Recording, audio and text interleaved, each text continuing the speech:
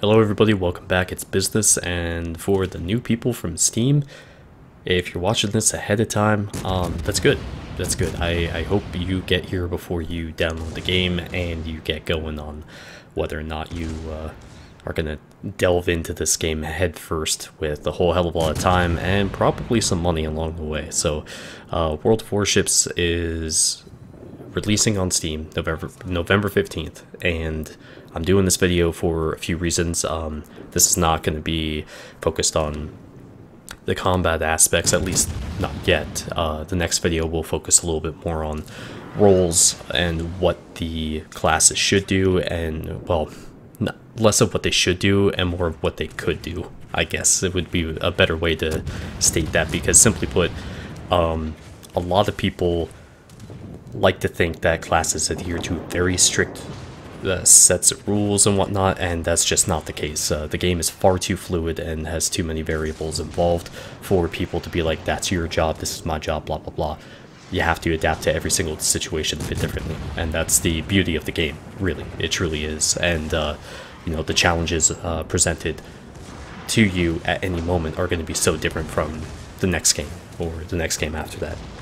That's what keeps me hooked, and has for a while, despite my personal up and downs with the game. And yeah, so as far as who I am, I've been playing since the first day of closed beta 2.5 years ago, and I have a ton of videos up here on YouTube. I stream World of Warships and actually quite a few other games regularly on Twitch, and yeah, I've been at this for a while. I'm highly analytical, and I like to really see where I could do things better when looking at replays, and you know, not as a backseat driver, and I do not like that at all in the comment section. I'm just saying that now. But when it comes to what I can change and what I could have done better, it's so I can look at it in the future and be like, okay, this is similar to that scenario. Let me see if I can correct what I didn't do that time before, and see if I can get away with the win, or, you know, a couple extra kills, or whatever the case may be. But the you know, I'm about execution and practical knowledge, not theory. So that's my approach here, and the reason why I'm doing this video is because seemingly a lot of other people want to focus on doing sarcasm, and I'm not a fan of that at all as a learning tool. So before you get started, though, you'll see these bonuses here. What I just went over there, this is all the play with friends type of campaign that they're doing, where you can enter in this code when you start up an account, and you can get the Diana when you play your first battle. You can get the Texas, the USS Texas, a tier 5 US battleship from playing your first tier 6 match, and then you get those bonuses that were just shown below that. So that's awesome. And that's a huge way to help people, you know, get some premium ships, get some free XP going, and a lot of the stuff I'm going to discuss along the way in this video, and basically show you the layout of the UI in the port, because it is very, very easy to get overwhelmed by this, even though it gradually opens up to you as you increase your account level. So you can also, once you open an account, you can throw your code out to friends and get those bonuses as well, because it's not just the recipient that earns a bonus, it's the people that also give that code out. So that's a really big incentive factor, but you can only do that 3 times, as you saw there. I've already earned those bonuses, but it doesn't matter. I just want everybody else who can get those bonuses to get them. So when you load up the game for the first time, this is what's going to happen. You're going to have a lot of videos that are available to you. Unfortunately, the training tools in this game, how to put it nicely, they're bad. They're really bad. But this is your port that you start off with initially. You have the cruisers for the applicable nations that have cruisers, and that's where you start off. So generally all the nations that have any type of tech tree are going to start with cruisers, and then take their, you know, away from there. So at the top left there, actually there's an introductory mission, which is what we're seeing here. And while I'm not going to go into the combat yet, and there's a lot of other things that I need to discuss before you actually get into a match, first things first, if you're going to jump ahead and not look into the upcoming video for the combat basics. Stick with co-op. Do not go into random battles. Take your time and take note. You have to, the shells travel in real time. So, I mean, all these ranges are compressed, of course, blah, blah, blah. So, you have to lead your target. So much like you would in a first-person shooter game that isn't Call of Duty, where you have somebody running at a distance and you got to take your shot. You have to give them lead. You have to have them walk into the bullet, essentially, or obviously in this case, shells. But taking a look at the settings, though, I run maximum settings. I do want to say, do the reduced fire effect. It's so much better. Otherwise, there's this cheesy flame effect that goes all around the screen. You have your port options here. This game is extremely loud by default. You're going to have to spend some time adjusting that. As far as the controls are concerned, set it up like this. This is, in my opinion, the best way to do it. There's a couple things down here at the bottom. Avoidance, collision, make sure right here, the team panels, make sure you have that on. Otherwise, you won't have the teams listed on the left and right side of the screens, as you can see in the background there. That's actually just some basic information that's given to you right at the start, and it's always there, available to you as to who's alive and who's dead. So that way you can make better informed decisions without having to spin the camera around. Turn off the collision avoidance system. It will get you killed. So I believe that's on by default. Turn it off. It's a bad thing to have. And then if you take a look in the bottom right here, we have our minimap. This is the most crucial thing that I can discuss with you as far as the initial aspects of playing the game.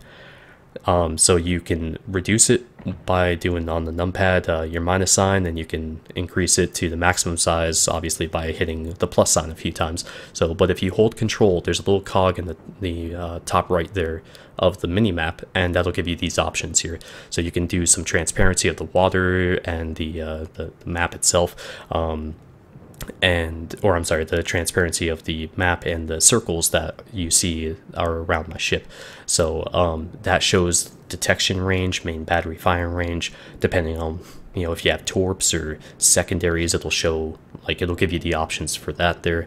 You want those other three things that are listed down there, you want to have those checked off as well, because that's more information as far as the last known position of an enemy ship, which can be a huge factor as far as, okay, I just finished this fight, now let me find out where this other guy is and where was he last spotted. So you can kind of narrow it down there and you're not wandering all over the map. But yeah, again, target lead is a very real thing. You'll see this, actually you saw it in the initial clips, and you're going to see it at the end of this video where there's a lot of, let's say, distance between myself and the targets. You do have crosshair options as well. I actually don't cover that here. You'll have to find what fits best for you. But eventually, when you get up to your maximum level with your account, you're going to see things like this. So that's karma, by the way. You can right-click people's name in the team tabs in the game or after a match and give them a compliment or give them a report, and that'll affect that number. The more, I think if you have over 100 karma, you have up to 11 reports to give. Otherwise, by default, I want to say it's like 8 or 7 or something like that. I can't remember. But as you see here, as you go up through the accounts, you're going to have more of the game open to you. Like at tier 8, you're going to be able to do, or I'm sorry, not tier 8, but account level 8, you'll be able to do these operations. These are really like large scale PvE combat scenarios, and some of them are pretty cool and some of them could use a little bit more work, but they give you a different set of options when trying to get a feel for a ship. So, and it's specifically tier 6 only. So you get to tier 6, you want to really kind of flesh something out, see what the damage potential is on the ship. That's a good way to do it, and just see how people operate, because hopefully they should be working together in those operations. Otherwise, you're pretty much never going to win any of them. So you do get rewards along the way as well, and as you can see, you get more and more videos to watch trying to explain this and that. Some of them are really good, some of them are not. But you have the clan option here as well, which that's a whole nother bag of worms. But taking a look at the profile page, though, again, you have your different achievements here. You can actually get a lot of these to give you flags. So the signal flags that give you small bonuses as well. So you can equip your ship with up to 8 of those if you're everything other than a carrier, which I believe a carrier can only do 4. There are these collections as well, these campaigns that you can participate in, and the current big one is the Yamamoto Isoroku campaign, which gives you a very specific set of... it basically gives you a captain, which has his own special unique abilities and things like that, and it's crazy. But that's another discussion for another time, and that's much further down the line. But there's also the statistics summary here, so you could go through and take a look. And this is the thing about the game too, it's really easy to get wrapped up in stats. You can if you want to. I don't recommend it. The reason being that it will adjust your enjoyment of the game. And you know, when I hit the lowest point of the game, when I decided to leave for a few months and I came back, stats were one of the things that I pushed away. So I'm always fascinated by them, but it's one of those things where I just it doesn't really matter anymore. So otherwise I would have desperately tried to keep a 76% win ratio. Yikes. Ugh, that's been dropping a lot. Anyways, in the premium shop, the best deal by far is for $12.59 US, the 30 days of premium. Premium time is huge. You have access to doubloons, which is the gold currency. You have access to buying the ships. My main suggestion there, and the special offers are time limited, so ships won't always be available all the time. My suggestion is, though, do not buy a ship beyond your current tier, and do not buy a ship in a different class that you're not familiar with. So if you're up to battleships at tier 7, don't buy a tier 8 battleship, premium battleship, and don't buy a tier 6 destroyer when you've never played a destroyer. Just stick to what you're doing, and it'll help reinforce everything that you're learning, and you'll earn more along the way doing it. So that's my suggestion. And there are those missions there as well, which can grant you some nice bonuses too, the daily missions or the weekly events and things like that. And then there's the campaigns here, which you can repeat these tasks multiple times. So you can see it takes 5 stars to get this final task unlocked. You can just do the same one over and over again. You know, just you won't earn the those little bonuses. You just get it once, and then you know you can repeat the task to earn the stars, but you do get some nice, very nice rewards from that. And then there's this honor the heroes thing here. After every match, if you earn something, it'll show up there. You have to click it twice every time you earn something, and I got tired of doing that, so that's why it says 190 for me.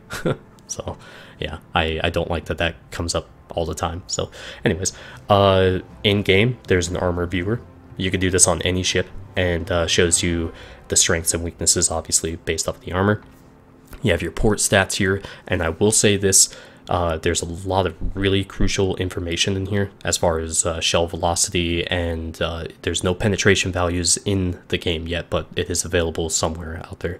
But the Aaa rating, I'm just going to point this out, it means nothing at all. Just because you have a rating of 100 doesn't mean you're immune to air attack. If a carrier wants to hit you, they're going to hit you, and especially at high tier. And tier 10 carriers are no joke whatsoever. So just saying that now, so prepare yourself. But assuming you actually run into any carriers. But looking at the captains here, you can see actually all the captain stuff there is orange, like in the little thing that was scrolling there.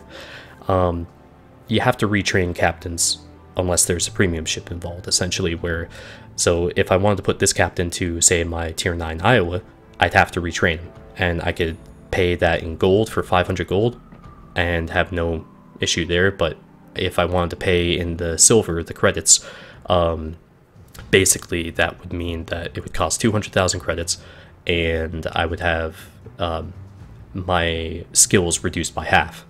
But I build up, you know, with earning XP and whatnot to Captain XP to finish that off. But it's it's one of those things, if you're retraining a captain, it's really crucial to not spend way too much on it. I personally keep as many captains in one ship as possible.